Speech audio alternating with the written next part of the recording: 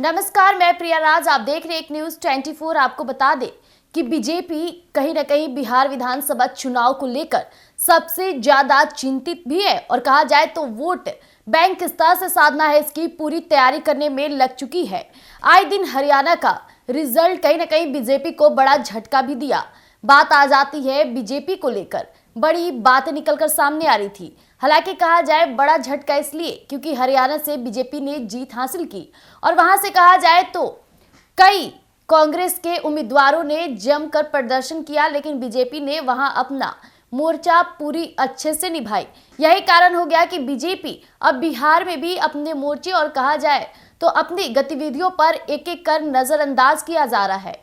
तो अब बीजेपी बिहार में भी अपनी पूर्णतः रूप से वोट बैंक साधने के लिए कहा जाए तो अपने सबसे चर्चित चेहरे या फिर भरोसेमंद चेहरे को अब बिहार में भेज रही है और बिहार में बड़े पैमाने पर अब जाति और वोट बैंक के बीच बड़े पैमाने पर अब कार्यों को लेना शुरू किया जाएगा। तो आइए एक एक करके हम आपके बीच साझा करते हैं कि आखिरकार पूरा मामला क्या है। बिहार विधानसभा चुनाव से पहले बीजेपी बिहार में अग्रेसिव हिंदुत्व की राह पकड़ने का फैसला लिया है। इसकी शुरुआत करने का जिम्मा केंद्रीय मंत्री गिरिराज सिंह को सौंपा गया है। इसके लिए गिरिराज सिंह 18 से 22 अक्टूबर तक हिंदू स्वाभिमान यात्रा निकालने जा रहे हैं। यह यात्रा ज्यादातर बिहार के मुस्लिम बाहुल्य इलाकों से गुजरेगी। जी हां, आपको बता दें गिरिराज सिंह इस यात्रा का पूरी तरह से नियमित रूप से देखरेख करेंगे। गिरिराज सिंह की यह यात्रा 18 अक्टूबर को भागलपुर से शुरू होगी, वहीं 19 अक्टूबर को कटिहार पहुंचेगी और 20 अक्टूबर को पूर्णिया और 21 अक्टूबर को अररिया के बाद 22 अक्टूबर को किशनगंज पहुंचेगी। यह यात्रा का पहला चरण होगा। दूसरे चरण की घोषणा फिलहाल अभी नहीं हुई है और उनकी इस यात्रा ने बिहार का राजनीतिक पारा चढ़ा दिया है। एक तरफ आरजेडी और कांग्रेस उनकी इस यात्रा का विरोध कर रही है, वहीं इस यात्रा से जदयू भी खुश नहीं है। उसकी वजह साफ है, बीजेपी अब मुस्लिम वोटरों का मुंह छोड़ चुकी है। हरियाणा चुनाव के बाद जो नतीजे आए उसने बीजेपी को जीत का एक फॉर्मूला तो दे ही दिया। चुनाव के दौरान बटोगे तो कटोगे का नारा बीजेपी दे रही थी, जिसका नतीजा ये हुआ कि जीत की हैट्रिक लगाते हुए हरियाणा में स्पष्ट बहुमत वाली सरकार बनी। अब कांग्रेस और दूसरी पार्टियों का कोई चुनावी वादा, कोई प्रलोभन और सस्ता डीजल, पेट्रोल और महंगाई का राग बिल्कुल भी नहीं चला। अब इस जीत से बीजेपी उत्साहित है। इसका नतीजा ये है कि बीजेपी ने मुसलमानों को साधने की चुनावी रणनीति में बदलाव कर दिया है।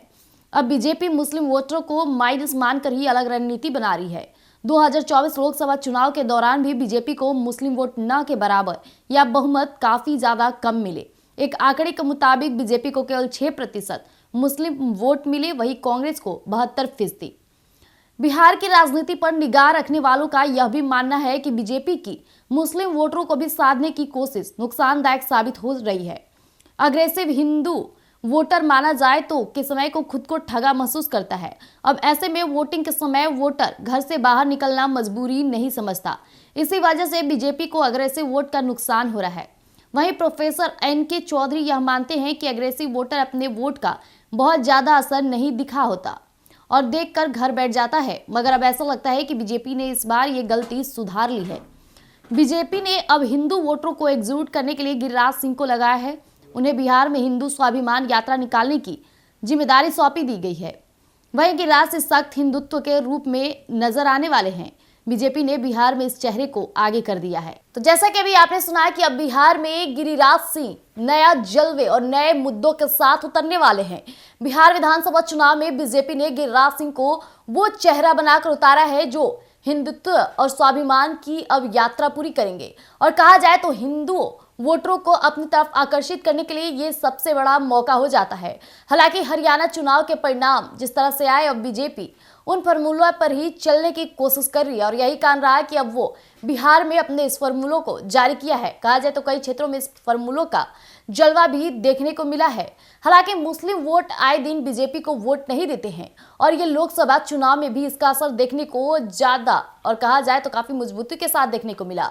मुस्लिम वोटों का ना के बराबर बीजेपी को वोट मिलना कहीं ना कहीं बहुत बातों को, बहुत सारी चीजों को ब्याह करती है। अब लेकिन बात हो जाती है हिंदुत्व के तौर पर, अब बीजेपी अपनी फिर से रणनीति बनाने को तैयार है। तो देखना दिलचस्प होगा कि हिंदुओं का सपोर्ट बीजेपी को कितना मिलता है और गिरिराज सिंह अपने इस फॉर्मूले के तहत किस तरह से बिहार विधानसभा चुनाव में अपनी तैयारी करते हैं। देखने वाली बात हो जाएगी। तब तक के लिए आप यूं ही बने रहिएगा एक न्यूज़ 24 पर। धन्यवाद।